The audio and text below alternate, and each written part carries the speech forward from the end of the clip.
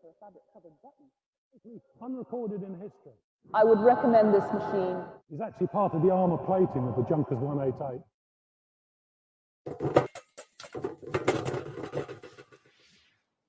You told us you want the best from the world of metal detecting. Well, the best is what we do. From prototypes to equipment reviews. It's me.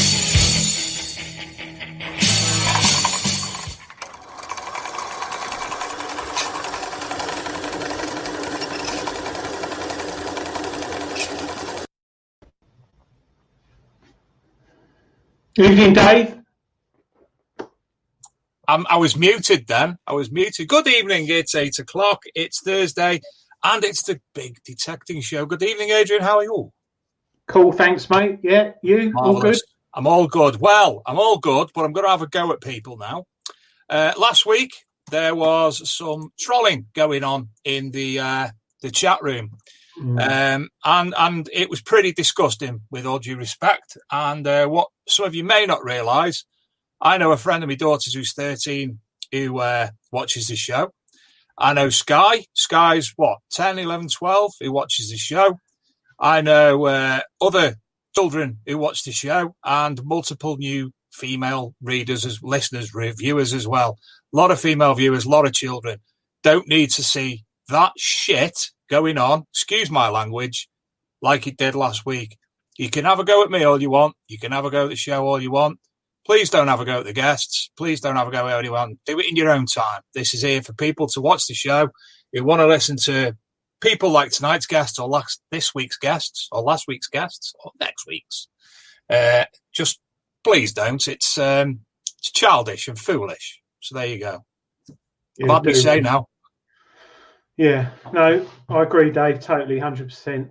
You get them, don't you, everywhere? Sadly, show. And I'm really not bothered if they want to do it on the Facebook page or anything like that. But when there's children and women who are seeing it, it's not very nice. So anyway, moving on. How are you, young man? Yeah, all good. Thanks, mate. Yeah, I'm Marvellous. a bit excited about the Nocta backpack on the intro adverts. Looks a handy bit of kit. Yeah, it does look very nice, yes. Yeah. And the other bits of kit they've got out as well that Dilek's been sharing about this week also look bob on. Excuse me. Listen, I'm going to jump straight on to this week's news. First of all will be the news off the website, because obviously there's a hell of a lot of information that's gone on there again this last week, which obviously some of you may have missed. Luke, if you wouldn't mind sharing. Sorry, it's not Luke tonight. It's Laura. That's automatic. Luke's unfortunately too busy again through work commitments, so Laura will be helping again this evening. So as you can see, lots of new articles. Why I Love Kimmy. Why I Love Kimmy. Yes, indeed. Why I Love Digging by Sarah and Kimmy of Girls Rock Metal Detectors. The weekly news that we'll go to in a minute. I'm so tired today. I've uploaded the 13 free different graphs and scales, which Mr. Gale is going to make better for me. And as you can see, lots of other new articles. This one's fantastic. I don't think you'd have seen that one yesterday, would you? No. Sorry. Gold discovered on Oak Island. The programme's now aired. Was it? I'll have a follow-up article going on there. Dean Stainton, My Metal Detecting Journey. Fantastic. He's put that together. A series of posts that we're doing about people's metal detecting journeys. And we're also doing a series as well called Memoirs of a Treasure Hunter. So if you're interested in penning them, that'd be great. Look at them two. They were fantastic. Northumberland Beach with all the sea defences from World War II. And the floods that have showed a English Civil War fort in Oxfordshire. Anyway, we'll get to them momentarily. So we'll click into this week's news. We also have the pre-recorded news by Mr. Aaron Weedle, which again is fantastic. So first up, we've been asked to affiliate with onlinemagnets.co.uk, which are giving readers, viewers, etc., the opportunity to save 10% when you are on the site buying whatever you may buy by putting in ARCMD10 into the coupon section. So if you're buying something for £5, it'll get 50p knocked off. So it could be a massive saving. And currently, Adrian, I'm sure you'll agree, I know a lot of people are still magnet fishing under the guise of it's fishing, and fishing is allowed where metal detecting isn't. Yeah, totally agree. Yeah, you can go fishing, can't you? So mine might have a long shaft on it and a control box at the end, but no, but no, you can. It's bizarre, isn't it? Absolutely mental. You can stand in a river where you could drown, chuck in a weight in where you could hit potentially anything, but you're not allowed to go out detecting. So move on. I'll keep going. You can step out into the road and get run over, Adrian. Yeah. A new range of detecting apparel. As you can see there, the Danebury Metal Detecting Club T-shirt. This was courtesy of Detecting Wear UK. We've been on there, scoured it, and it's a fantastic site. And lots of that T-shirt was only £10, Adrian. Very, very good value, Dave, and they're good quality. Not often I say that about a lot of clothing and stuff you get, but really good stuff. It's a good thick T-shirt. And it's a mint T-shirt. Look at that. Look at the image. Ace. I only live 2 miles from Danbury, which it's based on in Essex. Really? Yeah, Danbury. Have you found the Anglo-Saxon burial there yet? Then. Yeah, a couple of times. Yeah, of course I have. Yeah. Archaeological breakthrough, a shipwrecked treasure so valuable it's priceless, has been found in Israel. If you want to go through these stories, obviously just go on to arcmdmag.com and you'll see the big weekly news. Scroll through, and at the end of every paragraph, there's the link so you can read more. Again, the Civil War fort, which was flooded, and look at that, Adrian. How good's that? Stunning. Yeah, brilliant, isn't it? And I'm sure there'll be others. And it's tragic about the floods, obviously. I've seen houses collapse on the news tonight. But how many other consequential locations could be revealed like that? Well, what's amazing about that is they built it in the right place, didn't they? I know it's rain, but, look where the floodwaters sort of encroached around it. They obviously Googled that when they built it, didn't they? Google, yeah. And Antique Roadshow guest speechless over a huge valuation of a Roman boar found in his garden. The Antiques Roadshow expert was completely lost for words. They found this Roman boar in the garden many, many years ago. Not metal detecting, just when he was a child. One of England's first ever gold coins that dates back to 1257 and bears Henry III's portrait is expected to sell for over 700,000 at auction. So again, all information in there. As I say, there's a link there to Dean Staten's Metal Detecting Journey, which is a great read. Prehistoric Europeans used Bronze Age objects as a currency, their form of euros. And is this gold that has been discovered at Oak Island? Now the show's aired in America, I'll be able to write up a follow-up article to that and say what it actually is. So there you go. That's the news. We will get back momentarily with the video news from Mr. Aaron Weedle, which is absolutely fantastic. But as it's 8:15, let's bring in tonight's guests. Can I introduce you? You all know very well Mr. Julian Evan Hart from Treasure Hunting Magazine, but also Mr. Chris, I've never said this right, Tritscheler. There you go. So good evening to both. Good evening, everyone there, and good evening, everyone listening. Good evening, sir. Good evening, everybody. Hey, guys. Marvellous to have you on the show this evening. That was a good Pleasure. attempt at my surname. Well done. That was good. I honestly, I'm able to speak today, full stop. I spoke to Adrian on the phone earlier and I've been struggling to actually speak. I can't even think of a bigger word than speak. Anyway, it's nice to have you both. We're going to be talking momentarily about the new TV show, which you're both involved with. Sorry, YouTube show, TV show, same thing, called The Underground History Show. So we'll get on to that momentarily. I'll go to Julian first. Are you well, Squire? It's a Happy New Year to both, obviously. Happy New Year to you. Are you well? Yeah, bless you guys. Happy New Year to everybody, and what other festivities. But well in myself. Hoping you guys are too. But looking forward to getting out in those fields again. I really have to say that. It's one of those things. I know we've talked about all the mental health issues, but crikey, I can't wait to see a fellow detectorist out in the field and just walk over, and whether you still have to touch elbows or whatever, I don't care. It's going to be, when we can get back out there, fabulous stuff. I think we were actually missing an absolute corker here. Instead of shaking hands, instead of knuckle touches, cross spades. What could be worse? Symbolic. Almost like a coat of arms, isn't it? Absolutely. And Lisa, is Lisa well also? Yes. Oh, look, there's a hand. Yeah. Shocked me, that did then. Yeah, no, she's fine. Missing the fields again, like we all are. Well, we all know Julian. See, I can't even remember who people are anymore. We all know Julian. We know Julian well, but a lot of people don't know Chris. So, Chris, can you please introduce yourself to the audience? Yeah. Hi, everybody. So my name's Chris Tritscheler. I did a pretty good job with pronunciation earlier. So I've been a TV cameraman now for 22 years, something like that. But I've recently, last 6 years, I go into detecting. And just like all you lot, I became addicted to it. I had absolutely no defense against it.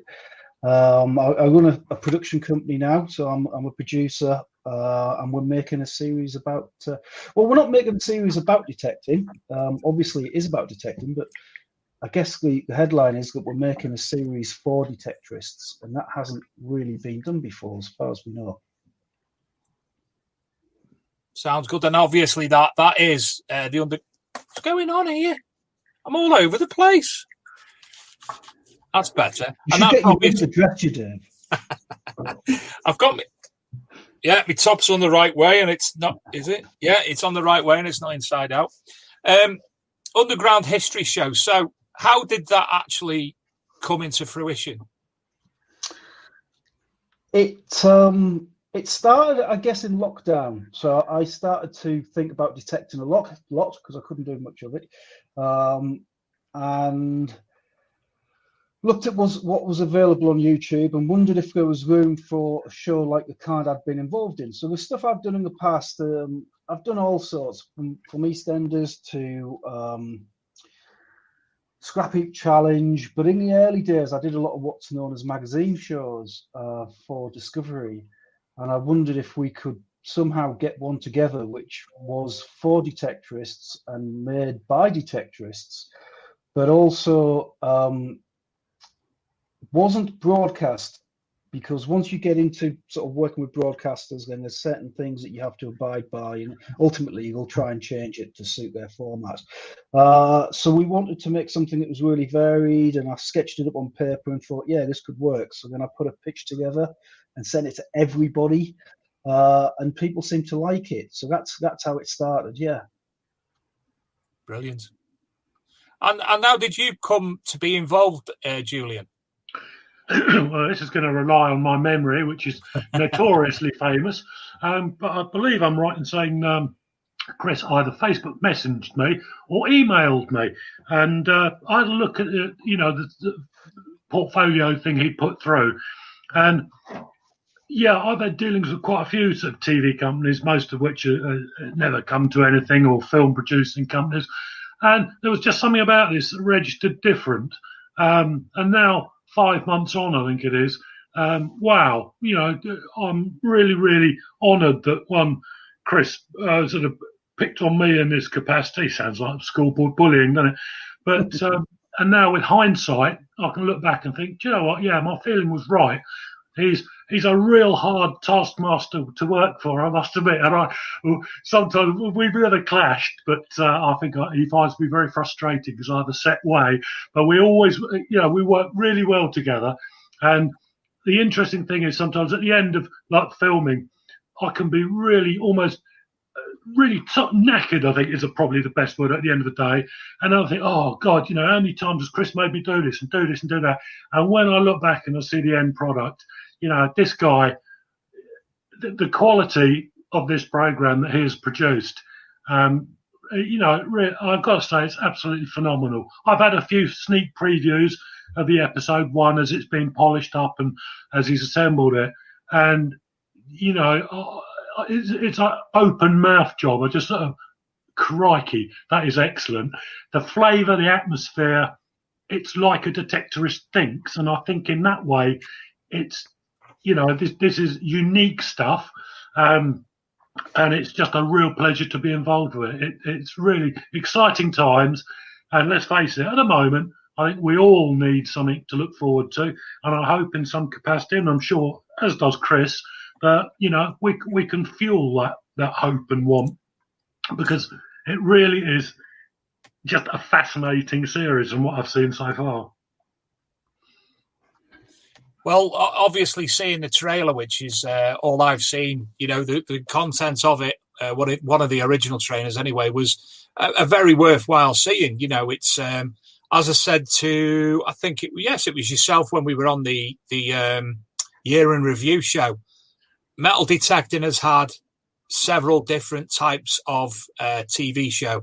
We had KG and Ringy, which was American and excited, etc., but it grasped the attention. We had Horde Hunters with Gordon and Gary, which was fantastic, and they brought different elements into that as well.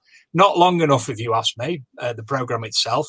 And then we've had others that were, let's face it, crap.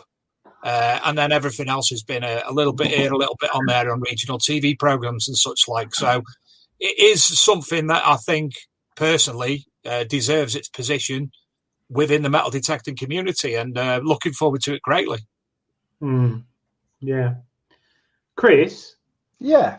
Could you give us an outline of what sort of, is each episode going to be the standard? Is it going to be a standard format like metal detector review, going to a location to detect, looking at a club, or is it varied throughout the series? Okay, so it's going to be the same but different, which doesn't make much sense. So it has an overall structure. So there's certain items that we have every month. History Detective, which is the piece that we do with Jules. Calls Over Spoils, which is where we cover digs. That's been really difficult, obviously, with COVID. And kit store reviews with Laurie McGregor, also known as Simplex Guru. And then my finds, and then a special item. So within that, we want to be as varied as possible, but we want it to have a proper structure, just like a TV show would. So you kind of know what to expect, but it's always a little bit different. And the special item, that can be, anything. So we've had loads of fantastic suggestions. Just wanted to mention something I sort of neglected the most important bit when I talk about how it all started, and that was our focus group. So we've got 350 people on a Facebook group, and I started to speak to them when there were just like 50 people or so. We didn't know what we were getting dragged into, but everything that went into the pitch document, which is the thing that I sent to Jules, and he got involved, and I've sent to other people, and they've all been very supportive. That all came from detectorists. So the problem that I think that we've had with metal detection shows is they're not metal detection shows, and they're not meant to be. They weren't designed to be. They're for a mass audience. They're made to a certain format. They're usually made around ad breaks and things like that. And that sort of, I guess, dictates the structure of that program. And we wanted to start the other way. So I went to detectorists and said, what do you want in it? And then we had all kinds of features, regular features, and we took votes on them, polls on Facebook, on the focus group, and some survived and some didn't. So this is a sort of fittest of the fittest in terms of items. But yeah, it'll be different. We're trying to get all around the country as much as we can. I always seem to end up in either Inverness or Essex. Yeah, I just can't help that. I don't know how. I imagine it's got something to do with Laurie McGregor, who's one of our presenters. She's based up in Stratpepper, near Inverness, and of course Julian is down in the Braintree area. And I have to say, guys, your mud in Essex is a special kind of mud. Yeah, we did. I photographed Chris. Yeah, it's. I lost the sole of my hiking boot back when we were filming in autumn down there.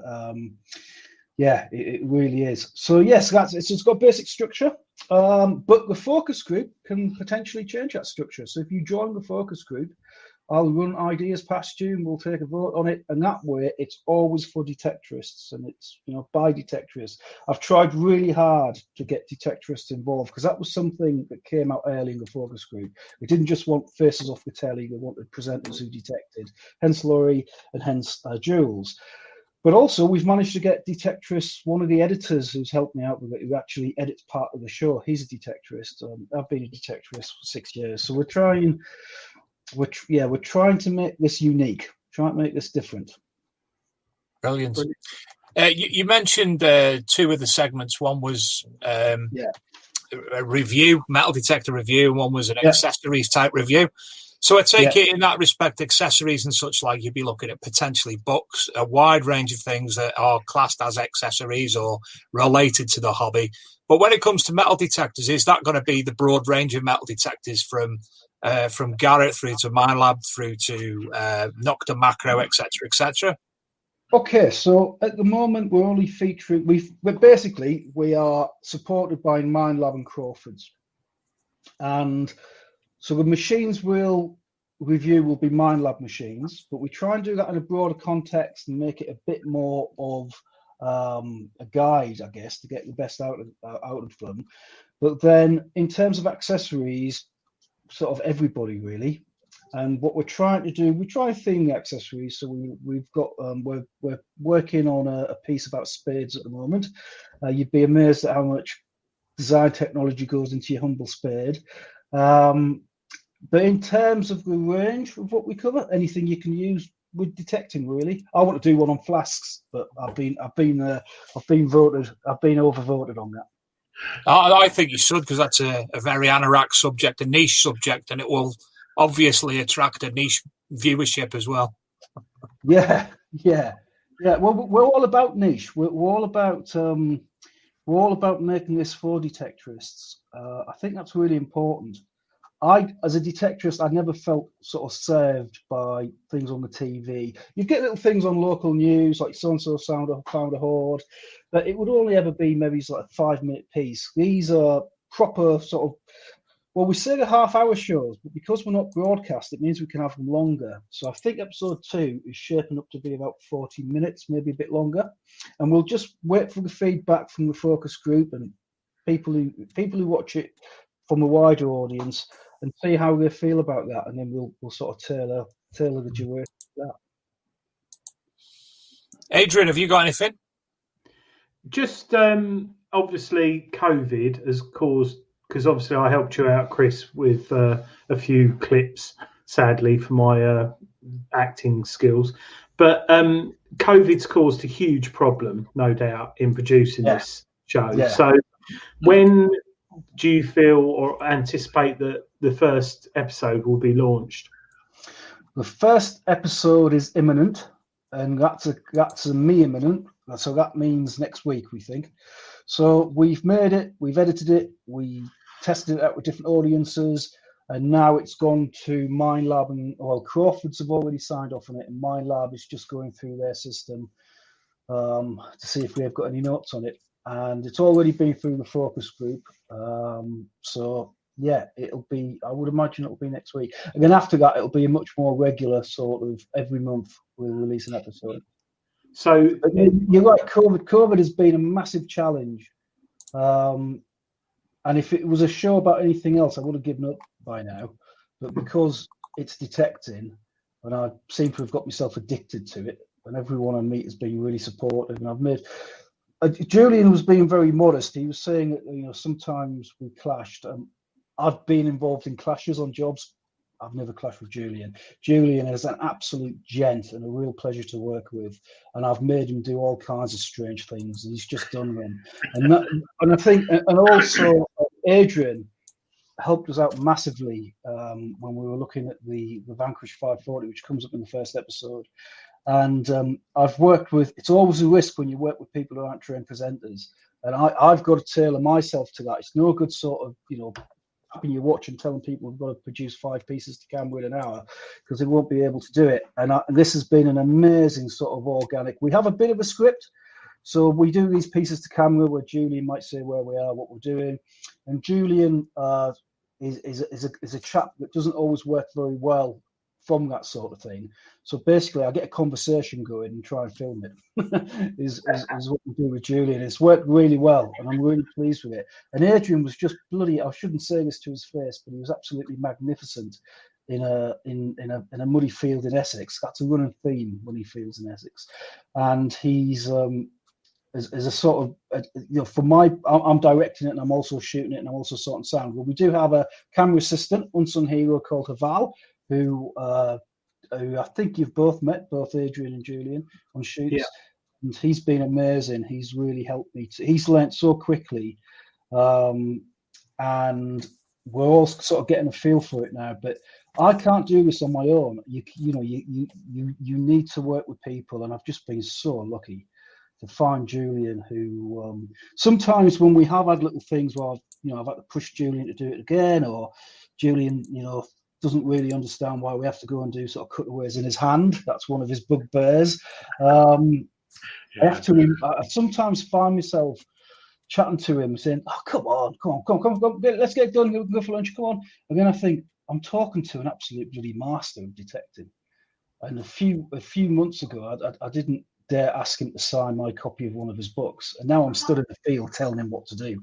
And occasionally, I've got to pinch myself, because this is a dream come true for me. It really is. And Julian, people like Julian, Adrian, and Laurie have made it come to life, and I'm just so grateful. Oh, thank you very much.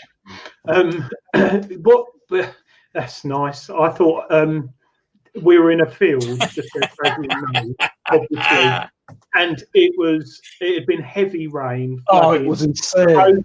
The roads were closed because of floods, and the permission that I detect on is in Essex. We have a lot of clay. And it was ridiculous. I mean, I did find stuff, didn't I? You found a buckle? Yeah, I found a lovely 16th century buckle within 3 minutes of turning the Vanquish 540 on. Which that was all for real. We don't stage anything. That's a really important point I want to make. So even when we go on a dig, we don't find anything, and we don't find anything. But on a dig, if you're creative, you can talk about the land, you can talk about how it's being used, you can talk about in terms of how the soil's structured, and if you find a lot of Victorian things on the top, then what's beneath that is anything older, and we look up sort of old maps and things, but we don't stage anything. So there are rumours, I've not witnessed it, that some shows bury stuff when you find it. Really? Could you believe it? But we don't do. I can't believe that. We don't do any of that, and both Jules and Adrian will testify to that because I don't think Jules would let you. No. Just quickly, Chris, before people sort of go off to watch Emmerdale Omnibus or something, where can they watch the trailer, and what YouTube channel can they subscribe to? So it's just called the Underground History Show. Yeah, you just subscribe to it on YouTube, and it'll be fantastic to have you, everybody. I'll be certainly doing that, and obviously we'll.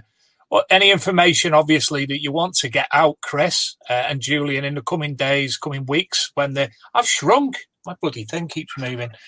We can certainly put a post together, and I'm a giant now. Put a post together and get it sent out, no problem. Thank you, Dave. I was going to say sort of dead important then as well. It's gone. That's me today. Amazing. Absolutely. Don't forget, we'll be breaking in 10 minutes to the Digger Dips weekly draw, where you've got 3 prizes again this week. One or few things before I do forget, I'm going to have to throw in. Detector Network, the iOS, the Apple app is now live, so you can download that on Apple, as well as the Archaeology Metal Detecting Magazine. Drink!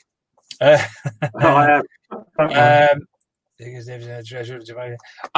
something that I think I must have missed when I was doing the news, Julian. Greenlight Publishing have got a special offer on books at the moment. We have. Strangely, it's now you've caught me right out of the blue there, because I don't have anything to do with the promotions or outside the company. But yeah, we've got our January sale on at the moment, with discounts up to 40% on selected books. It might even be all books. I told you, Dave, I don't know anything about company promotions.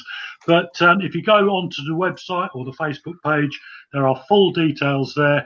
From what I've seen on social media, it's been a really successful launch project, sale, call it what you will. Loads of happy customers on there, celebrating the discounts. And let's face it, at the moment, everyone needs a bargain. Everyone likes a bargain. So please do have a look. We have over 57 titles. I think it might even be 60 now. Adrian or Dan can correct me on that.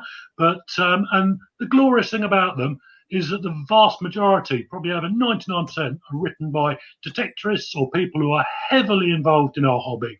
So almost every publication is written with the angle of, it's one of those things when you go out detecting, you have no knowledge of medieval spoons or fittings. You go and find one, you're questing out to find next week to buy a book on that particular subject. I've done it so many times myself. And when you look at the titles, I'm really proud to be associated with a company like that. It really caters for the metal detectorist in what some might say are geeky specialist subjects, really refined subjects, and some beautiful coin books. And also, we're so lucky to have the Gordon Bailey series of finds identified, which really, is the hardcore basis for the hobby. But each book serves a purpose. Of course, the latest ones, the 2 finds identified volumes, which now form a perfect marriage. Well, you just got to look on social media to see how there's so many. I was looking through my junk box yesterday, and guess what? And that, for a publisher, is the cream. When you get your customers saying, it worked for me, you can't ask for it. I've got to put in there, Julian, when you're talking about people going through their rubbish bags, I went through mine the other day. Guess what I found? Kate? They're rubbish. Oh. It's true. It's 40 up to 40%, just to get people clear. But the books is the main ones that people are interested in. Absolutely. But the best sellers pretty much. But it's quite a lot of money, 40%. And as Jules said, my favourite is Gordon Bailey. His books, the illustrations, to be able to pick up what you think's a bit of junk and start reading up about it and think, oh my God, this guy, he's been detecting for what, 40 years, Jules? I think probably the best part, he was rummaging around on the end of the Second World War bomb sites in London. So this guy's been, and he was finding pennies under the broken floorboards and actually selling them at market. He set up a little coin stall, late 40s, 50s, I think I'm right. Wow. I was only on the phone to him last night, as a matter of fact, and they got, there's only one word that you can affix to Gordon, and that's legend. That guy has put so much into the hobby. I don't think there's a detectorist in the UK that's not benefited from Gordon's experience. And what's really interesting, he's not on social media. I know. So all the time we're mincing about looking at sort of the latest metal detector out and how deep can you go with the Simplex or the Vanquish or whatever.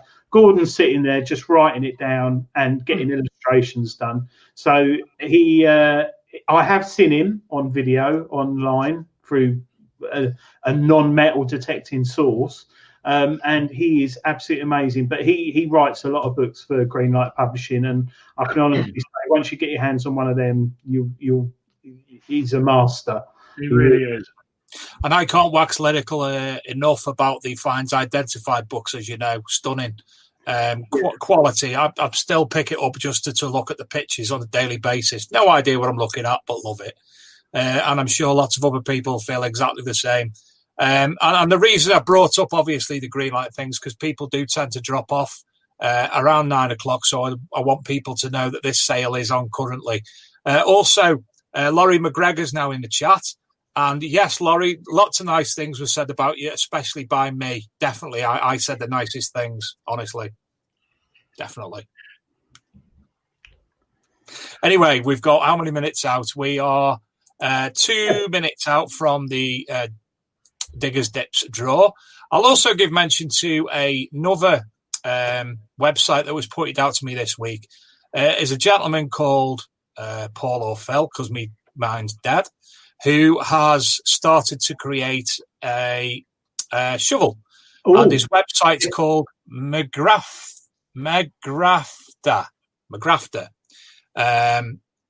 I'll put a post up on the Archaeology and Metal Detecting magazine, but I'm pretty certain that these are graphite. It's very lightweight. Very lightweight, and they do look very strong. And they look a great bit of kit, to be honest. I think anyone who's been watching Tony Kaywood, TC Detects, I think he's been part of the prototype tester for that.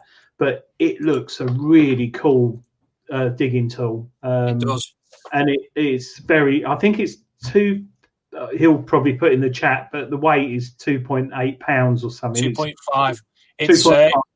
Yeah. McGrafter. MEGRAPHTA.mazzello.co.uk. But it is English. Yes, it is. Like that. It certainly is. Yeah, it does look really, really good spade as opposed to shovel. And I'm looking forward to getting hold of one of those. It looks really, really good.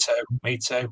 Well, we're going to start. Oh, I've already started sharing. I didn't realise I pressed it for the draw, which is in 30 seconds. After the adverts, we'll be back. I'll put on, straight after the adverts, I will put on Aaron Weedle's weekly news, which is fantastic. And then we'll get back straight away to the Underground History Show, talk a little bit more about what's going on and what's going to be within it. But as you can see, we're on our 11-second countdown. We've got 39 entrants tonight. So, Chris, as you're the newbie to the show, you can pick a number between 1 and 39. 18. Julian. 27. Gayla. 3. I'll have to go in the 30s then. I'll go for 33. Don't forget to play along in the comments. Oh, it's a naught. It's one of us. So exciting this. I'm on the edge of my seat. Oh, 2. Only Julian could get there.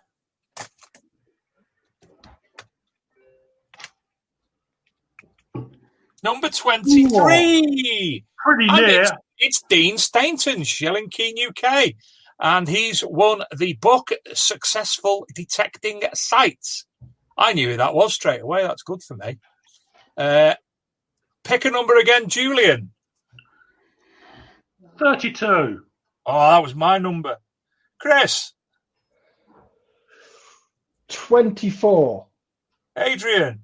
11. Me. 19.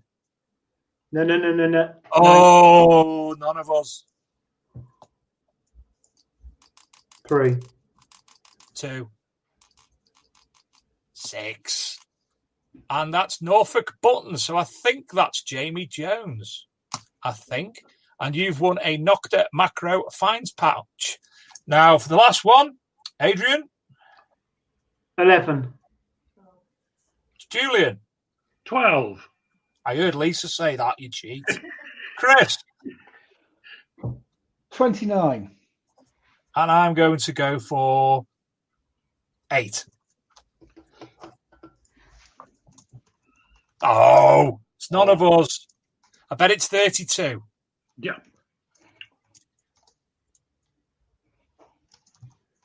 Thirty. So number 30 is Major. So first place successful detecting sites is Shilling King UK. Second place, Nocta Macro Finds pouch is Norfolk Button Boy. We're bombarded by a cat at the moment. In third place is Digger Dips, 10 Digger Dips tokens to Major. So you'll all be communicated with via Digger's Dips. Thank you to Chris and the team as ever for that. Just before the adverts, I forgot. So it's adverts. Thanks, Laura.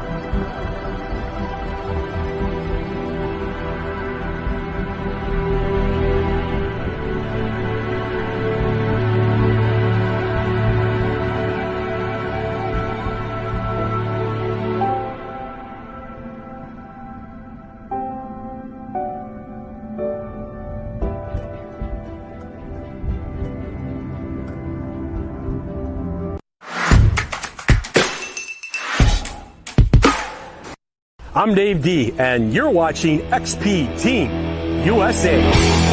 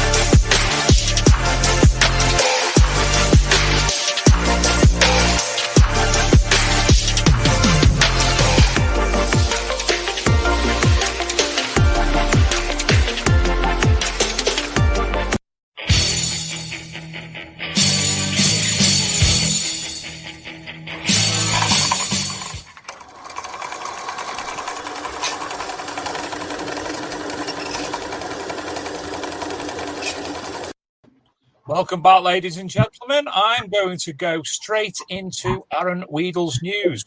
Adrian, can you tell me when you see the blank screen, please? I can see the sort of. I can see a screen. Aaron here again with another collection of news. Could you see that? Yes, perfectly. Yeah. No sound, Dave. No sound. Right, let me start again because I actually did share it with sound. Bloody technology. Let's try again. Share screen, share audio, choose that. Laura, it's over to you. Aaron here again with How was that? Yeah, that's it. Another collection of news articles from around the world concerning metal detecting or archaeology. Sit back and enjoy.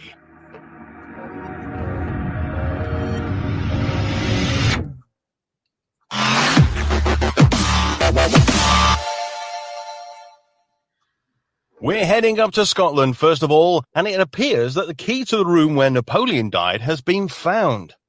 The French emperor was held as a prisoner of the British on the Isle of St. Helena in the South Atlantic after his defeat at Waterloo. No, copyright, we'll get in trouble. No, stop it. Stop it right now. He died in 1821, and the bedroom key was taken by a British soldier and ended up in a country house outside of Edinburgh. The Scottish descendants of the soldier have made the key available for sale. It's been auctioned by Sotheby's, and the key, along with the envelope and notes it was found with, are estimated to be worth up to £5,000. Soldier Charles Richard Fox took the key from St. Helena and gave it to his mother, Baroness Holland, a super fan of Napoleon. She already had a collection of items connected to the Corsican-born former French statesman and military leader, including one of his socks. Scottish descendants of the soldier and the Baroness found the key while unpacking an old trunk. Again, we're delving into the pages of the Archaeology and Metal Detecting magazine, looking at a story about thousands of Roman and medieval coins unearthed in Hungary. Ongoing excavations at a rural spot in a village in central Hungary recently struck gold, both figuratively and literally. Archaeologists using metal detectors found a buried treasure of approximately 7,000 silver and 4 medieval gold coins in Hungary. Hidden centuries ago by unknown individuals, this is the largest collection of old coins ever unearthed in Pest County, which surrounds Hungary's capital city of Budapest. The discovery is the largest value hoard of coins from the late Middle Ages ever found in Pest County. The earliest of the coins dates back to the 2nd century, a silver denarius of Lucius Verus, co-emperor of the Roman Empire from 161 to 169. Hungary was a part of the empire at that time, while the youngest was issued during the kingdom of Louis II, who ruled Hungary from 1516 to 1526. Based on the latter finding, the archaeologists concluded that the coins must have been buried either during Louis II's reign or shortly thereafter. We're heading over to France now, where the 2,000-year-old remains of a boy and his dog have been discovered in France. French archaeologists have made a discovery of the remains of a 2,000-year-old boy buried with animal offerings and what appears to have been a pet dog. The dog, believed to be around a year old, was buried in the early 1st century during Roman rule in an 80-centimetre-long wooden coffin made with nails and marked with a decorative iron tag. The coffin was placed in a 2-metre by 1-metre grave and was surrounded by around 20 objects, including several miniature terracotta vases and glass jars, believed to contain oils and medicines. Half a pig, 3 hams, as well as 2 headless chickens. The archaeologists said they also found an ornamental copper pin used to hold a mortise and a 12-inch iron ring attached to a bent metal bar believed to be a toy. The end of the rod had slipped between the legs of a puppy placed at the feet of the deceased outside of the coffin. The young animal wore a necklace with bronze ornaments and fitted with a small bell. Now, back here in the UK, we're all on lockdown and we can't get out metal detecting. We are climbing the walls and going stir crazy. But what if your permission was your back garden? Metal detecting Emily lives on a farm and her permission is her back garden, so she's still been able to get out. While she was out, she stumbled across this absolutely stunning hammered gold coin. Henry VII, half angel to be precise. The closest Emily and her father have come to finding gold is when her dad found a gold ring. Personally, Emily said, she's only ever found gold gilded buttons before. Yeah, I know that feeling. If you'd like to see the video for yourself where Emily pulls the coin out of the ground, then head over to Metal Detecting Emily on YouTube. And finally, a tourist has been filmed climbing up the ancient Mayan pyramid in front of a puzzled crowd. This is the moment a tourist climbed up the steep steps of the Mayan pyramid in front of puzzled onlookers before being taken away by the authorities. The incident took place at the Chichen Itza archaeological site located in Mexico state of Yucatan on the 3rd of January. Chichen Itza was a major Mayan city and home to the El Castillo Pyramid, also known as the Temple of Kukulkan, located in the center of the UNESCO World Heritage Site. The woman begins speaking to a man who appears to work at the site when she gets to the bottom. Initial reports claim that she climbed the pyramid to keep a promise she made to her late husband to spread his ashes at the site. Well, that's all from me for another week. If you've got any strange archaeological or metal detecting stories you'd like me to have a look at, head over to the South Coast Detecting Facebook page and leave your link there. I'll see you all again next time. Cheers. Ta-da! Well, what can I say? Aaron Weedle. And I've made the executive decision, and I'm sure you and Luke, when I speak to him, will be in full agreement that as of next week, I'm dropping our news at the start and instead putting young Mr. Weedles on instead. What do you say, Adrian? No. No? Yeah, no. That's a legend. That's absolutely fantastic. I like your news. Aaron's is funny, and I don't know where he gets some of it from, because no doubt, like you, I've got Google alerts for archaeological keywords and metal detecting, and he still picks up stuff. So hats off to him. And that metal detecting Emily, cracking job. I think that's a lovely thing to hear, isn't it? She's got in her back garden and she finds gold. So yeah, lovely news. I'm going to follow her on Instagram. Well, kudos to Aaron again for that. I mean, we know what of his job is as a voiceover man, but I said to Luke last week, with all due respect, some newsreaders you hear on local radio, on national radio, I've not got a jot on Aaron. He's got that absolutely perfect. Yeah. Anyway, shall we bring back our guest, Mr. Evan Hart and Chris? Is Chris with his cat? Chris T. Hello. Hey, good stuff. Do you like the new news? Yeah, I really did. I like the straight to the point, and the photography, the video coverage is superb. He's done a brilliant job of that. Fair play.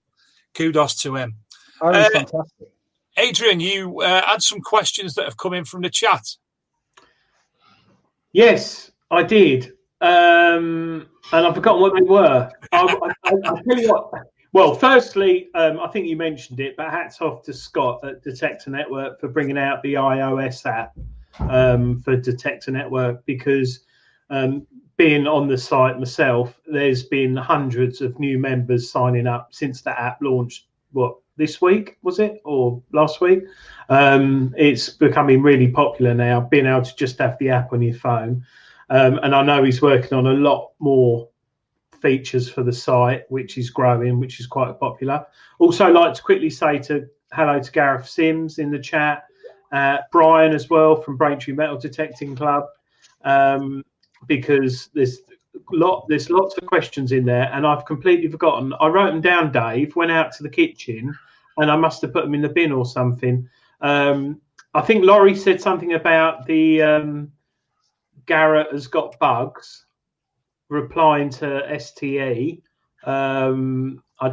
STE Shorters, who kindly sent the Danebury Metal Detecting Club t-shirt, Dave, which the website was it Metal Detecting Gear?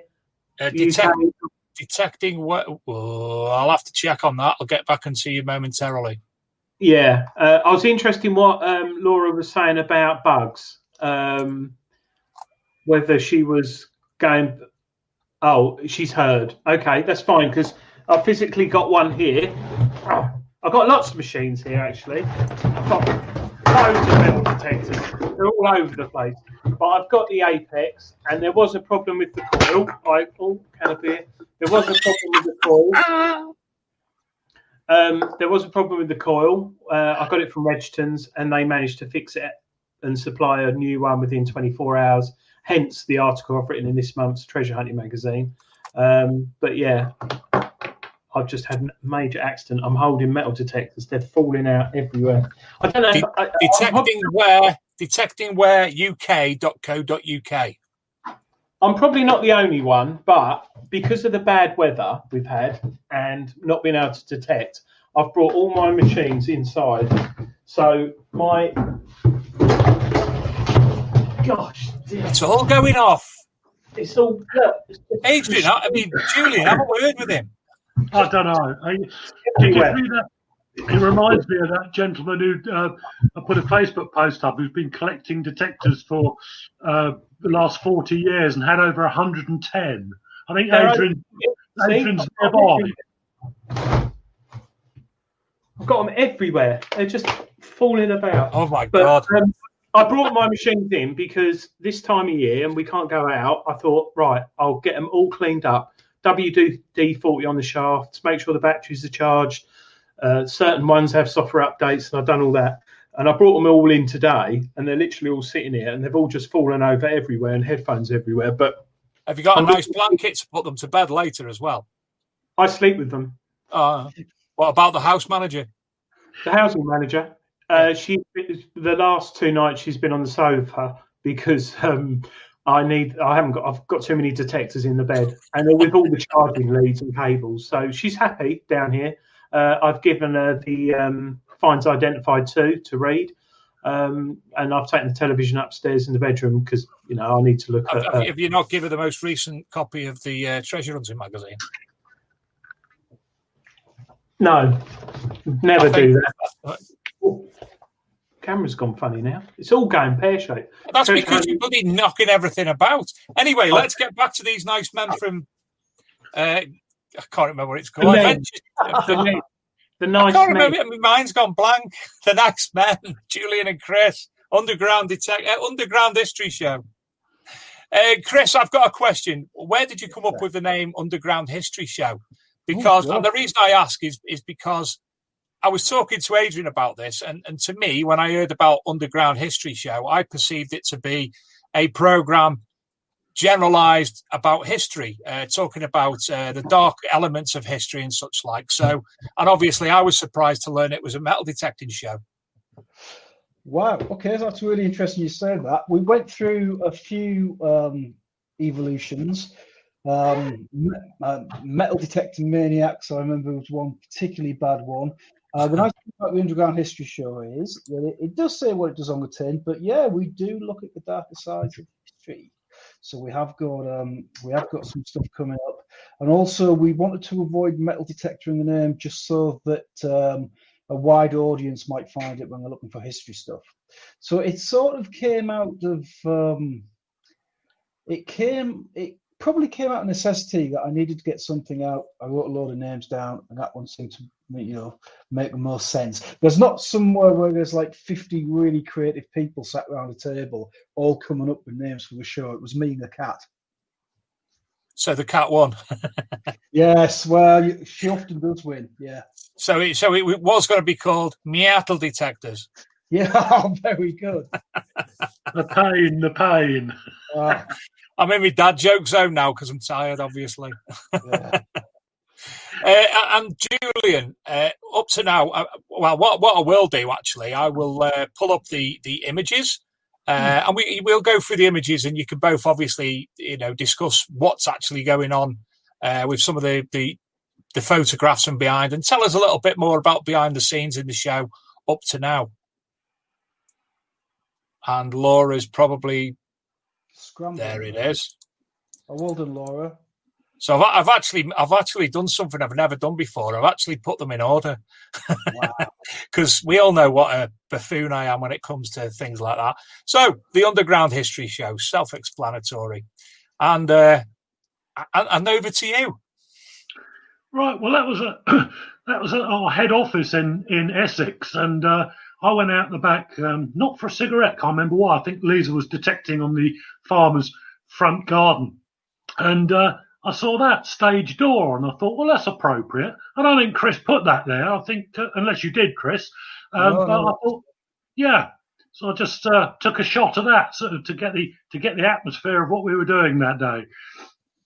Madness. Purely random shot, really. Mm. And that's just inside what we've all called our head office, really, down in Essex. A lovely Tudor barn. It just, captures the essence and atmosphere. As you're filming in there, I get the impression it's weird, almost like the barn adds something to you. It speaks about the amount of people who've walked in there over the last 500 years. So it's a perfect venue. Well, you could see by the wood in the. I take it that's a stairway or something, and in the roof, absolutely see the age in that. Looks lovely. Yeah, absolutely stunning. That is an absolutely stunning barn, and that is something that, to be honest, we probably wouldn't be able to afford a location like that. But I just sort of threw myself at the mercy of the guy who owns it, and like I found throughout this whole process, if you ask people for help, they'll give it to you. So he allowed us to film them there for sort of next to nothing. On the last on that particular shoot, we had the choice of either the Tuesday or the Monday, and I think on the Tuesday we could film longer. And I said, "Oh, well, what's going on the Monday? Why do we?" He said, "Well, you can do it, but I'll have to chuck you out at 6 o'clock because Shazaz, I think her name is Shazaz, and this is in Essex, has got her popular size or dancer size on." And once she comes in, she locks all the doors, so you can't get out. And I just have visions of Jules being sort of put through his paces by some, no doubt, neon yellow clad, very enthusiastic dance teacher from Essex. And I just thought, that might kill him.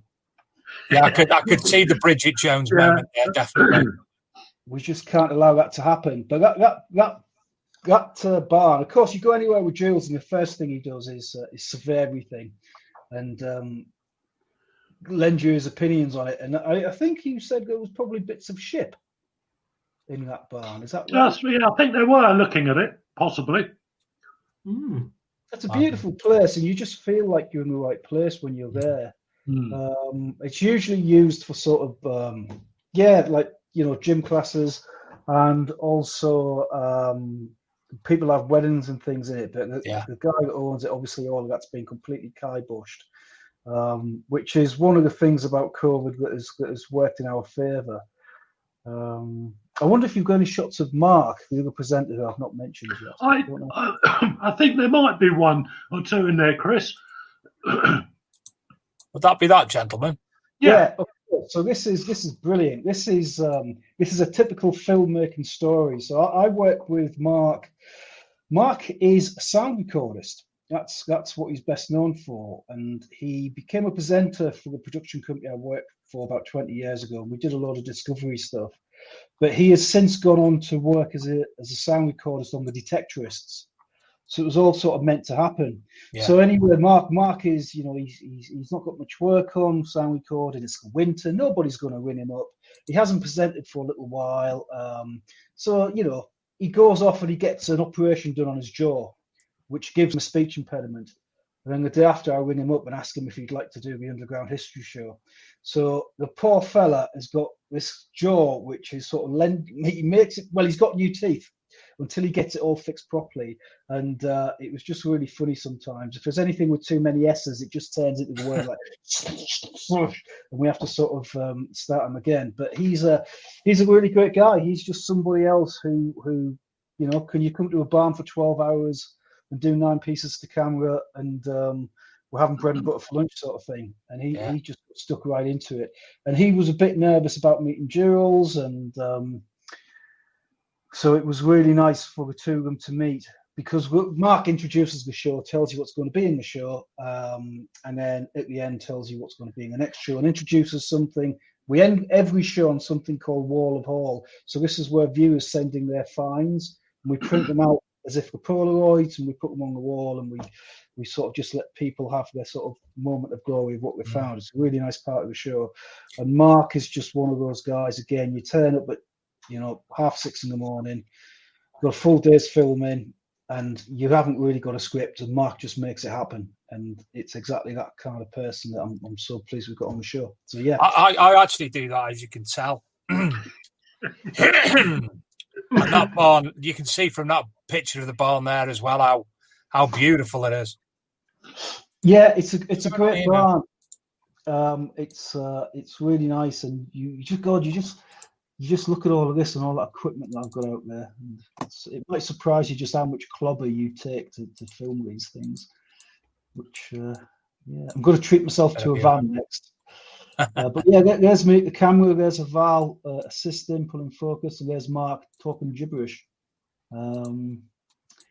Gibberish, my second language. It's really nice. I've got a master's in it. It's a really nice place. Yeah, we were really lucky to get it, and somehow I never intended Essex to be our sort of headquarters, but there's Jules, and then there's another unsung hero that I really need to mention is Brian Day from the Braintree Club. He went above and beyond. We basically took a couple of days out of his life. We kidnapped him, and we made him drive Jules around rural Essex. And we stood in a field, and one of those amazing things where you turn up and you've got to bond with people very quickly. You just tell that he was going to be a great guy. And we're doing this piece to camera in a field. I don't know if Jules remembers this. And there was a guy who walks across the back of the shot, which isn't the end of the world. You just, hey mate, do you mind for just, oh hi, how you doing? Yeah, come on, come and see what we're doing. But this guy decided that for some reason, he would hate us. And he went absolutely just insane at us. And we were all sort of stood there in a field with all this camera equipment. And I was just thinking, if he kills us, they'll never find the bodies. All we'll find is like a lens cap or something. And it's all those little things, all those little great things about filming, which has kept me doing it for so long, where you make friends very quickly, you get into these scripts, and it's a lovely way to bond with people. And from that moment on, we were just, every shoot I've done, we've always finished with laughter. It's fantastic. There's a geezer. Oh, yeah. You got your makeup on and everything there, hasn't it? Yeah. That was about an hour after we met the guy that wanted to have a fight with us all, or maybe a bit later. That why his sleeves are rolled up. Yeah. Got a look. Got the same top now. That's it. Look a bit geezery. This is a really interesting thing for anybody else that we grew up into being on the show. I hadn't really known Jules at this point, and already it felt like he was starting to trust me a bit, because writing magazine articles and giving a speech at in a lecture theatre, it's quite different from being on the telly. We have to do everything like 3 times from different angles. And Jules said, well, there was nothing wrong with it. No, there wasn't anything wrong with it, but we need the side shot so I can cut it, and then I'll fade some music in. In my head, I can see how, not always exactly how it's going to be, but I've got an idea of what I need to shoot. Sometimes I have a little list. And it was that point on the afternoon that I thought, yeah, Jules, we can do this, because I hadn't met him before and I'd just driven from Hartlepool to Essex, and it was just a lovely feeling. That was the sort of first time I thought, yeah, definitely onto a winner here with him. Thank you, Chris. It's all right. Will you pay me for saying that? I'll let Jules talk about this one. This is really interesting. Right. Well, without giving anything away, one of the sort of areas were obviously aviation archaeology we were looking at, and wartime aviation stuff. And we went to see a lovely farmer locally, and that was just lying outside the farm. That actually was a B-17, I think. Yeah, B-17 oxygen bottle, along with other bits that he dragged from hedgerows. This guy, he does feature in episode 2 of the Underground History Show. And I won't mention his name because that will be obvious in the episode. A lovely fellow who really helped us out, and his passion for World War II aviation. So, in a way, it's a shame not to mention his name, but he was somebody else that just, we turn up with all this equipment and we have a rough idea what we want to do, and he just ran with it. And he'd even, when we interviewed him in a barn again, a different barn, one of his barns, he'd set everything out for us. He had these 50 cal ammunition boxes, and he built us a little set. And it's just, he was absolutely fabulous. And that piece, I ended up getting 2 pieces out of it. And I don't think Jules has seen the rough edit for that yet, but it's no, not yet. It's fantastic. I can believe it, Chris. It's the best item we've shot so far. And what was amazing about that, Jules, is how professional you were when I was asking questions. How you didn't. I knew you were going to raise that. I knew you were going to raise that. That's a terrible thing to do. Tell them about it quickly, then, Chris, because it's a good story. Well, the first time, so sometimes when you interview somebody, you leave the camera running because they'll say more natural stuff. And obviously, everybody in the show gets to see their contribution. And if we say, oh, look, I was wrong about that, could you take it out? Then we'll take it out. But it's a really nice way of getting natural responses. And often we'll just talk about things that you weren't going to ask them about. And Jules, who wasn't involved in the interview, who sat being quiet, wasn't that quiet, and and started to sort of ID things and talk about it. So I thought, Jules, you can't do that. You can't do that because we're interviewing you. Okay, so don't do that again. Yeah, no, yeah, no worries. Well, you should have said that's all. Yeah, I know, but sometimes we go on the camera. Well, you should say. All right, I'll say. Okay, guys, so we're going to record again, and it gets to something where this guy sort of he's talking about something, and Jules just can't help himself and joins in with the conversation, and that just speaks volumes of how much of this is in Jules's head all the time. He lives and breathes history and detecting, and it's a nice problem to have. That's another nice piece as well. Yeah. Did you take these, Jules? Yeah. These were mobile phone shots, Chris. Yeah, that was for a piece of part of our. So we start off the history detective, which is Jules's section, where Jules has this almost God-given gift. He can walk around the field and tell you what was there, and he doesn't see it as a gift. And you can't. And often he said, "Well, I don't know what to say, and I don't know what to do." Well, just talk about that hedgerow. Well, I can't talk about that. Oh, do you see how it dips at the bottom? Well, what that means is, again, you get this whole story about where the drainage was and why they took drainage away, and because of this, that, and who was on the throne at the time. And we start off with a Roman villa, and then for episode 2, we move into aviation archaeology, where I have to say, of all the things I've shot, so I've been very lucky. I've worked on all kinds of shows. I've been in places where other people don't get to go. That was just amazing. That was just amazing. I can't stress again how lucky we are with people that have helped us. So we went to an airfield and a museum, and we sort of got the stories there, and we saw how a detectorist had helped the museum. Everything we try and do, we try and be as positive as we can be, and that was a good example of how we were able to show that detecting has helped that particular museum. So that's a Val with mud on his arse because he's probably been sat. And that's me. Sort of shooting. Well, I'm going to try. I'm going to try and identify this. and Jules will tell me I'm wrong straight away. I reckon it's a Hawker Hurricane Mark II propeller in memory of Tony Ince, founder of the Ridgewell Airfield Commemorative Museum, and David Osborne, author and Ridgewell Airfield historian. Am I wrong, Julian? Dave, that's speechless, Dave. Absolutely. I've got it right. How do you know this? How do you know it? Have I got the aircraft right though? Well, no, it's it's not a Hurricane. I don't actually know. I didn't actually read it. All I know, it's an American Hamilton pitch prop by the look of it. So, looking at the area, one is going to go for Marauder, possibly B-17. It depends if it was off a local crash or souvenired post-war, etc. But yeah, it's definitely American, Dave. But other than that, yeah, 9 out of 10 guys. No, I'm not happy with that. I was Googling English planes in the World War II to try and get one. And the only one I actually know, apart from the Spitfire, is the Hawker Hurricane, because I worked on one where I worked at Hawker. 10 out of 10 for trying, mate. Jules, what museum was that? Do you know what? It's amazing. It's just on the side of the road, down the road from us. Wethersfield?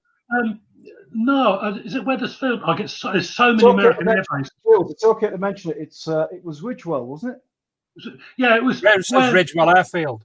Yeah, we'd actually been detecting there about 3 months ago, and I was in the next field detecting, but I didn't know there was a museum there. It's a lovely museum, not well publicised, but wow, worth a visit when we can. We give details of it in one of the episodes, so we always try. Whenever people help us, we try and help them, and it really is. It's an amazing place to go. It really is a gold mine, isn't it, Jules? And it's just stunning. You could drive past it like 100 times. And Yeah, I think Dave's trying to Google the propeller. Yeah. I'm not doing very well. I'm sacking myself. Luke, Laura, sack me. I can't find it. Oh well. Anyway, I think there's one more left in this file. Am I right? Yes, I am. Well, 2. Very muddy, Mr. Gaylor. Yeah. That was a very, very wet and muddy day. Yeah, we had the Vanquish 540, which I've had for over a year now. Blimey. And we were just doing a few shots, weren't we, Chris, on it? But it was so muddy and wet. But, you know, most people wouldn't detect in wet and muddy fields. I do, always do. Doesn't bother me. You might lose a bit of depth and stuff, but I enjoy it. And we had and lose the bottom of your sole of your shoe as well. No, there's a lot of slippage going on, Chris. I knew it had been raining and it would be muddy and clay, so I had my boots on. Chris has got there what you would call a sort of kind of walking slipper. Yeah. I turned up with my slippers, but he had a few instances there, but no, it was a good day out and enjoyed it and looking forward to the final. That was a good shoot day because we really got amongst the mud. It's always nice to keep it real and get in there. And it was just at the end of the day when you've got a really good piece. And we'd already shot some of that Vanquish review in earlier in the summer, and it was a really nice shoot. Even though we were sort of quite muddy, it just felt like a laugh. It just felt like good fun. And the Vanquish was absolutely caked in mud. And I had the weather cover on it, and it was raining. Our Vanquish. That was yours, wasn't it? Yeah, my Vanquish. Yeah, and it was absolutely caked in mud. It was it got soaking wet. It poured with rain.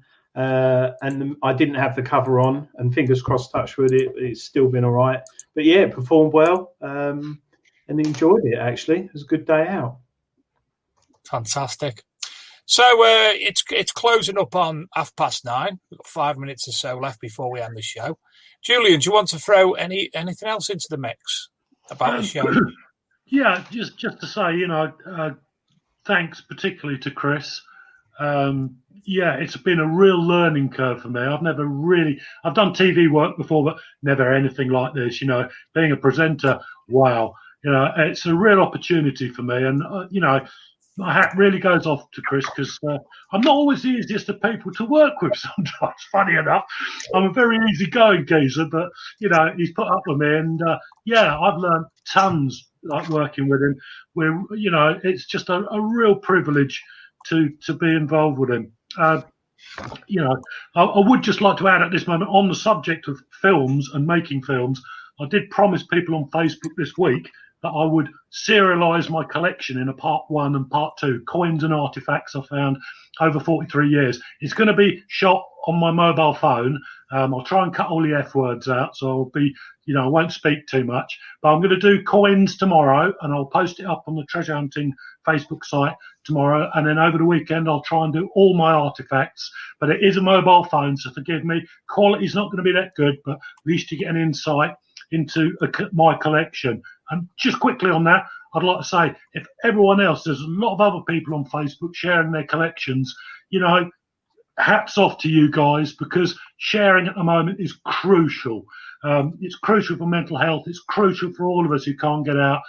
Dig deep in your junk buckets. I found this 20 years ago, guys. What's this? Sort of thing. Get it out on social media. Share it. And before you know it, we'll be looking at each other back out in the fields where all those finds came from. That I can assure you. Don't know when, but I can. But anyway, back to the thing. Cheers, Chris. Thank you ever so much for all the opportunity. My pleasure. It's just the best thing I've worked on. It's been a fantastic experience, and there's so many things that could have gone wrong that haven't gone wrong. And it feels like somebody's watching over us, really, and somebody wants this to be made. So you never know. You never know. We've got to just buckle down and make the absolute best show that we can for detectorists. And if we can achieve somewhere near that, then I'll be a very happy man. And hopefully it'll go on beyond one series. But of course, you have to wait and see.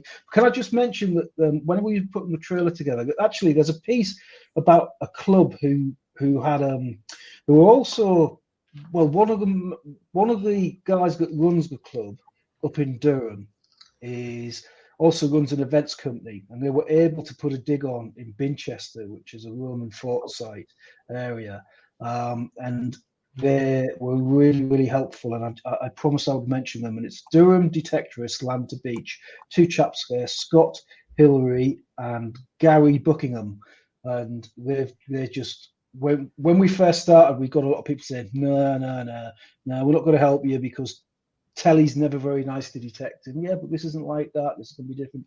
And they were the first people to sort of let us film. So we shot a piece about how they dealt with COVID-19 and how they put on a dig during restrictions. The restrictions weren't as heavy as they are now, but it's a really interesting piece, and I'm really grateful to them for that.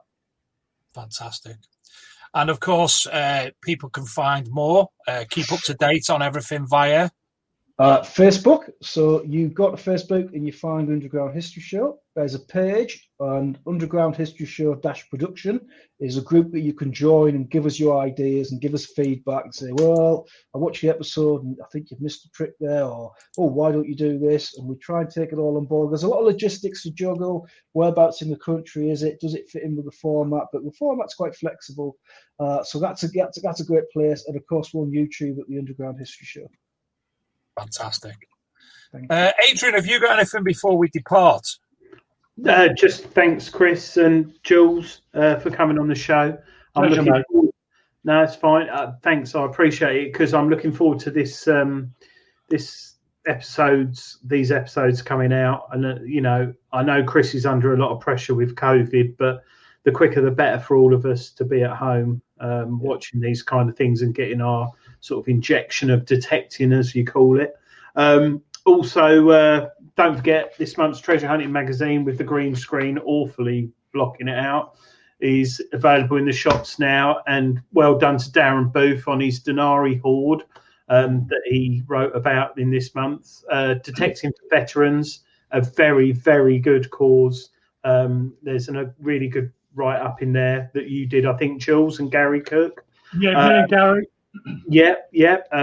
There's Garrett Apex review from some bloke who just dropped one a minute ago and has probably damaged it.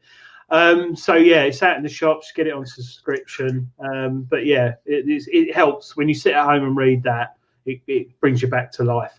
There has been delays on delivery of the magazine for any subscribers. Me personally, first class post in Essex is taking a week at the moment. So if people are having issues, it's not the magazine, it is Royal Mail. And hats off to them. They get COVID like anyone else. And my postman had it. So there's a lot of people. So any deliveries at the moment is from Greenlight Publishing or Treasure Hunting Magazine is down to COVID, sadly. But there's worse things that happen in life. So bear with everyone. Absolutely. And more importantly, sorry, Dave, thank you, Laura, Mrs. Luke's wife, tonight for doing the show. Yeah, thank you, Laura. Yes. She's actually better than Luke, but don't tell him.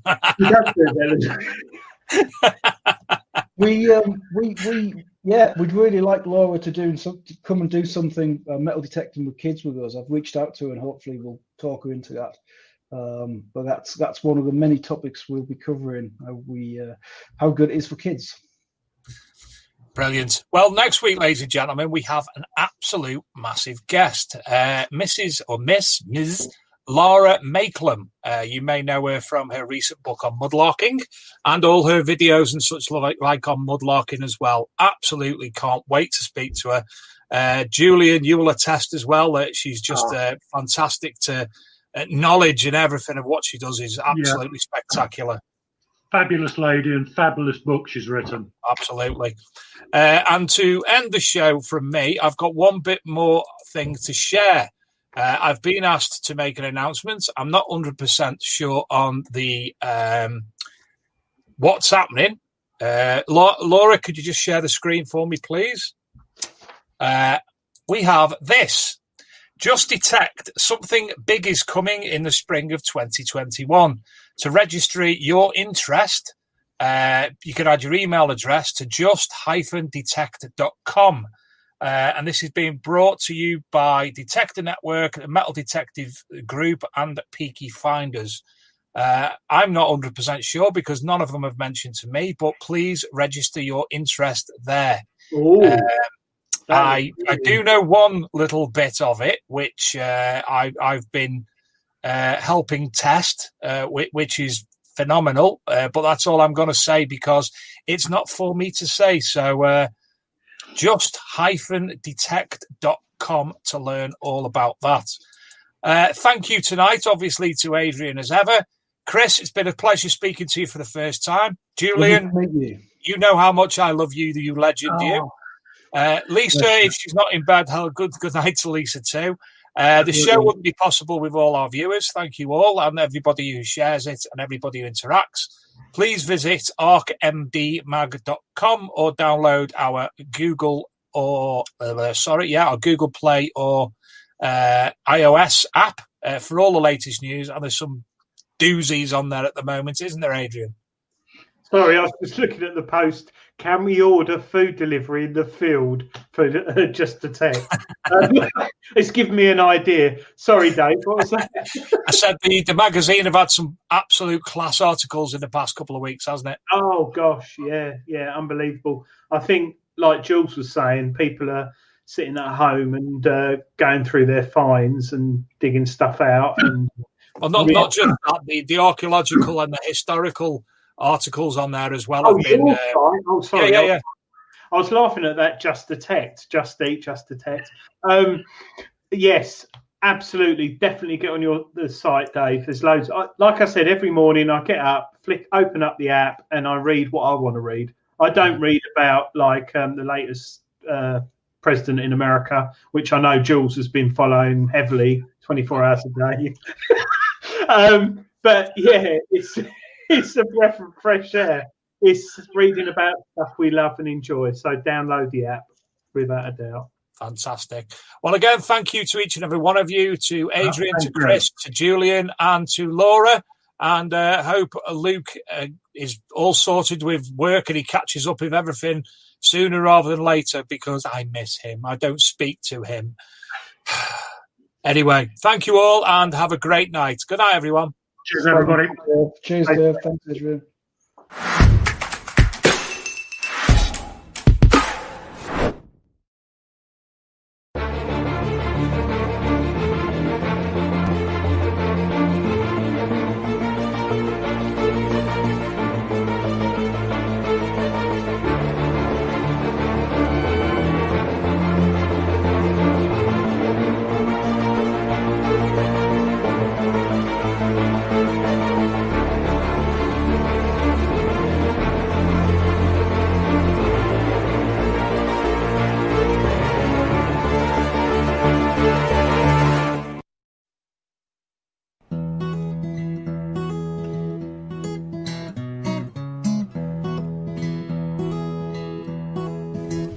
Will you search through the lonely earth for me? Climb through the briar and bramble. I'll be your treasure.